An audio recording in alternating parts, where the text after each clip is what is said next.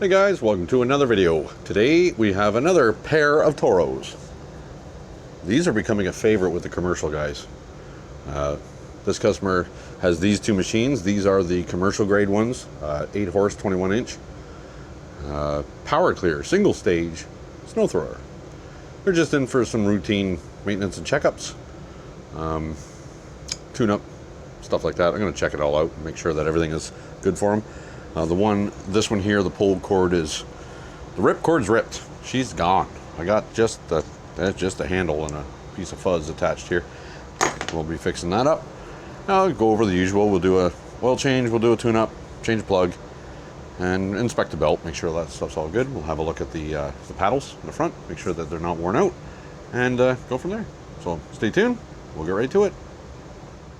First things first here, we're going to get the recoil fixed on the non-recoily one, and change the spark plug. We're going to get it running, and then we'll let it warm up so we can change that oil. It dumps all the junk out with it. We're just going to tip it back a little bit and dump it all out. There's a drain plug in the back here. Let's get you zoomed in. I mean, things are tight in there. I mean, there's a squeeze. So you're not going to be able to see much, and neither am I. So we're going to fix this one by feel. In the interest of saving time, I'm going to use my air ratchet. 4 8mm or 5/16 screws in here will hold this cover on for the recoil starter. And they're just little guys. One in the bottom. One in the back. And they're short. We get the one at the top. And one more at the front here. Bolts are out. There's the starter. Oh yeah, it's all full of fuzz in there. We're gonna fix that. Yup. The string, she's no good. Alright, we get you guys flipped around there and I'll go on the bench and get this rewound. Alright, let's get this old mess out of here. Let's see if we can get it to pull out of the regular hole here, because it's easier than trying to go backwards around everything else. Uh-oh. That's not a good sign. Hear that spring? Oh, well, it might be okay. It's got tension on it. Let's get that out of there. Get out. Wrong tool. Wrong tool for the job. Will you stay? Maybe? Good enough-ish. I got a tool for that. There's that. We'll get a pick and a hook.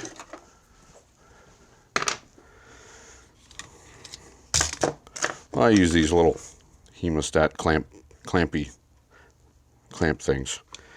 And just reach through and they kind of lock. Oh yeah. Oh yeah, sure they do, he says.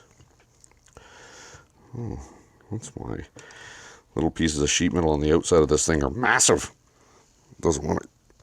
Oh, there we go. As long as they don't fly off and end up in my eyeball. There we go. Look at that. Pulled. This cord is actually pretty large for the size of the machine. And it does need a lot of wraps because the cord is way down on the machine where you gotta give her a reef. So we might be okay with that tension. Let's see. Let's go one more. We'll just, there's a little hole for the string to come through, so we're gonna try that. See what we can break. Where am I gonna clamp it now? Here we go. Okay. I'm gonna get a bunch of cord here.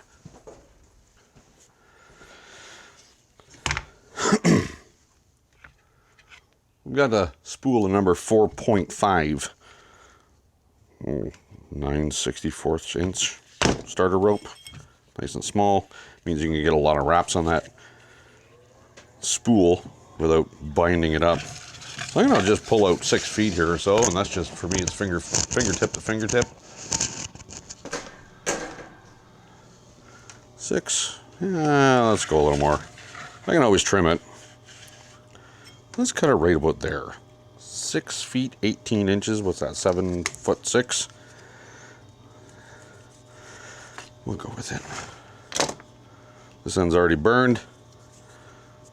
Let's take a Bic lighter. Let's get it melty so it doesn't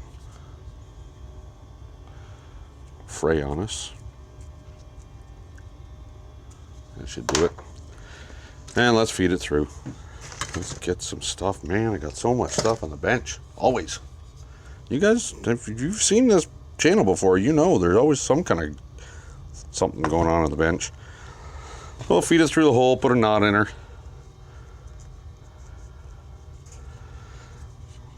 Yep, there's a knot.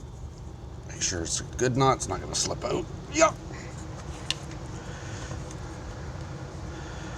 That's a fine knot.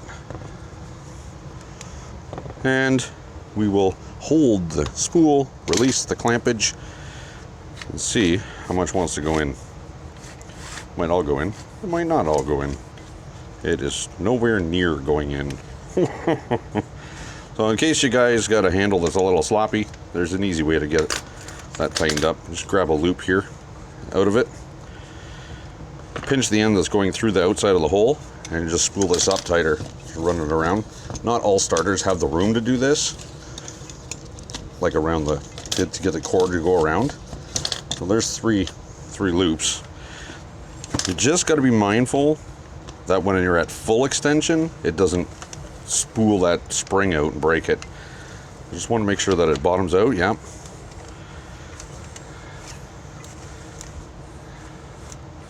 Well, that's fine, because like the handle is actually about a foot away from the recoil starter. It doesn't actually go all the way here because there's a loop to hold it on the machine. Now we'll call that good and hope for the best. I mean, we got to try it when it's on the machine. So I'm going to reclamp that so I can just get my handle tied on.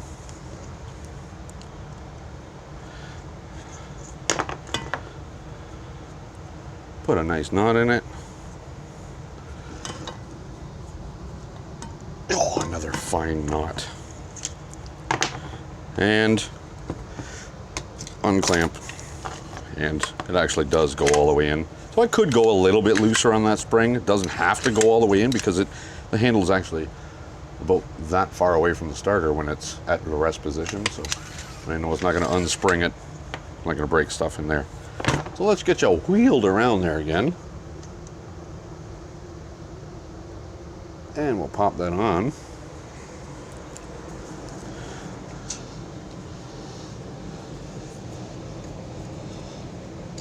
Might be easier said than done because I can't see what I'm doing.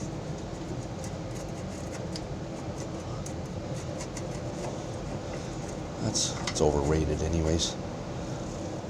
Can't even get my fingers in there. Going by feel. A little far back when started. And as usual, when you got more than one bolt holding an assembly line, you want to start them all before you tighten any. Because sure enough, if you don't, the last one or two just won't line up.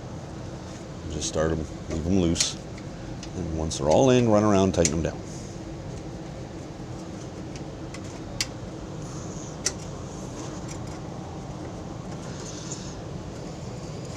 Okay, I'm gonna get these in there. Just give me a sec. I'll give her a pull. Okay, well, she's bolted up. Should be long enough. It's off, so it shouldn't spark. Oh yeah. Let's get full extension here and see what it looks like for full length. Oh, there's gobs. Plenty. And you can see where that handle hangs there. We got 14 inches between here and the recoil, so it didn't need to be as tight as it was, but it'll be a nice positive retraction now. So, I don't know. As with most things, all things, it's a good idea if you're working on customers' things to check the oil before you fire them up. Make sure there's some in it. Even if it's dirty, it's fine. This one's full. And it's not filthy. It's not new. Doesn't smell like gas, but it does smell like combustion. It's probably due. For what it costs for oil, you just do it. I'll probably end up I'll just do both of them. I'm not sure when's the last time he's done it, but it does smell like combustion, so will you just come on?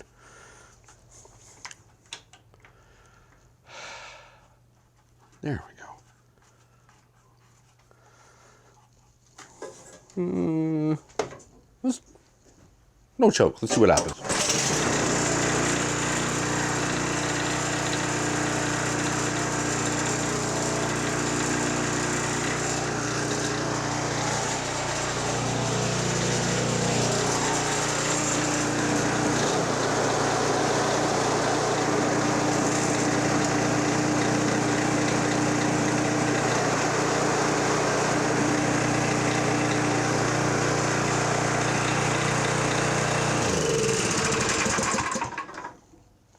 It runs. This is on the wrong side. That doesn't go there. That goes, how does that even, no, this goes like this. Haha. Well, that makes sense, but this is broken now. Number one rule of being a mechanic, don't make it worse. This wire, springy, that's not where that goes. It's everywhere. Okay, that's... Nice thing is, I have one sitting over there right beside it that I can reference to make sure that it's right. I'm looking at it. That goes... Well, that can't be right over there either. It's got to be this way. There. There. Nope, this goes this way. There. Just go in your home. This one goes there. Oh yeah, beautiful.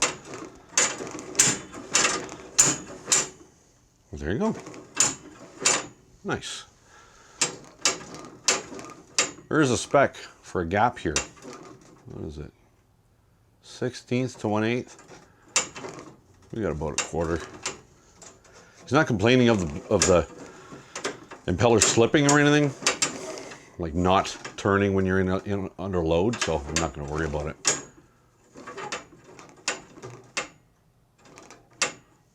Perfect. Well, it runs. Okay. I'm going to leave that plug in it. I'm going to run it, get it hot, I'll dump the oil out, refill it, and then we'll jump into the belt there and just have an eyeball in there. Oh, we got to look at the impellers too.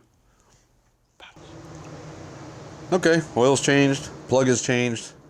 That dipstick went in there easier this time though. It's in, I'll put 1030 in it. That's what it calls for temperature range is going to be operated in. Changed out that spark plug. Got a Bosch in it, or did. Bosch. Well, if it ever focuses, you'll see. Oh, there it is. Bosch. But guys that do small engine work they know. This is a Torch spark plug. Rubbish.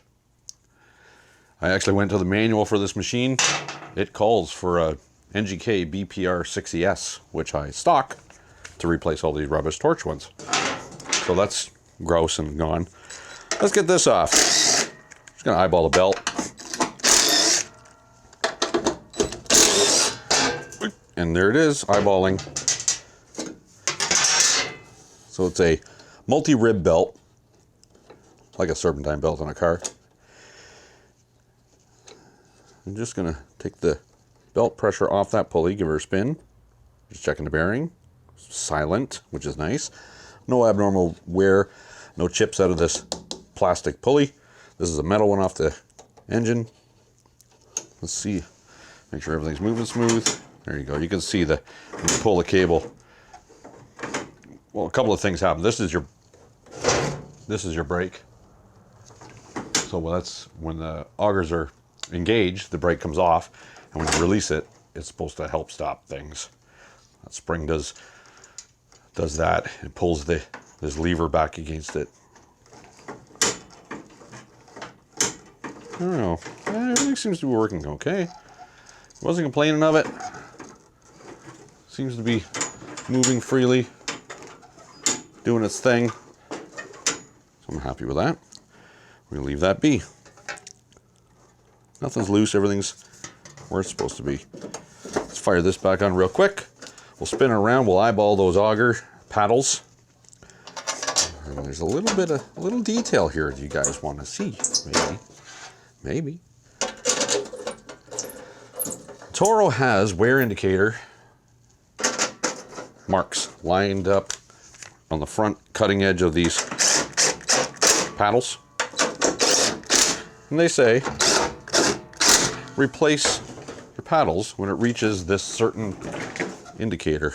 And, is it this machine? This machine is beyond them. Oh, you can just see it. Let me get you zoomed in there. Maybe. Focus. Please focus. Actually, yep. I'm going to zoom in on the other machine anyways, and I'll show you those because it's more obvious. But so this edge, that's your auger. It's your paddle edge. There are holes punched into this rubber down at a level where they consider it worn out. You can just see what's left of the hole. So on this side, the hole is completely worn off. This side is halfway through. So according to Toro, this needs new paddles. These are real fun ones to put on. They're nuts and bolts, which isn't too terrible bad. Some of the machines are riveted. All these are rivets, and you got to drill all those out and nut and bolt them with a kit you can buy. But yeah, I wanted to show you that. This one is worn actually worse than the other one. When we get the other one spun around, I'll be able to show you exactly what they're talking about. All right, well, I'm back to the next machine now. I've already done the plug, already done the oil change. This machine was twice as hard to start, meaning it started on the second pull instead of the first. Well, let's get into this. Let's have a look at the belt. 3 screws. Panel comes off. Same as before. Take the belt off the pulley, give it a spin. Nice and quiet.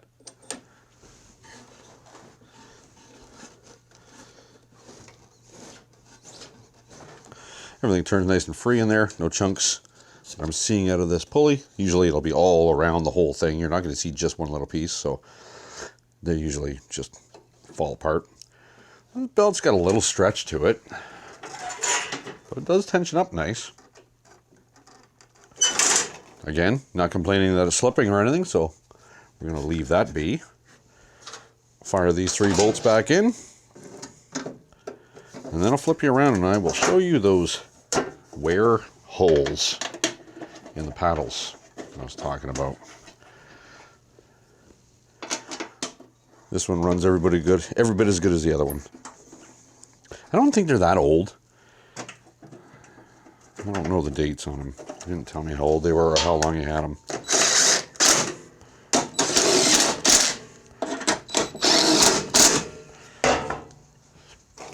So, oh geez, don't fall off the hoist. Hang on, I gotta move the other one. It's still on the hoist too. Okay, that's moved. Let's get this turned. Oh yeah, that's a nice one. You'll be able to see that. Get you zoomed in and a light on it.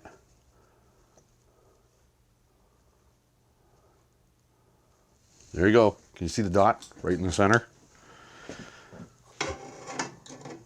That dot right there. That's a wear dot. So yes, these paddles are worn to the point where Toro says to replace them. I'm just going to let him know. Well, there you go, guys. There's a couple of commercial versions of these Toro single-stage blowers everybody loves. I mean, I don't own one. I got a 2-stage big Husqvarna. But the guys that do the commercial work, they're loading these in a truck or a trailer and offloading, loading them, offloading. They can do it, you know, half dozen, 10 times a night. So wrestling with one of those big 2-stage blowers is just, it's counterproductive. And it's tiring. It's tiring.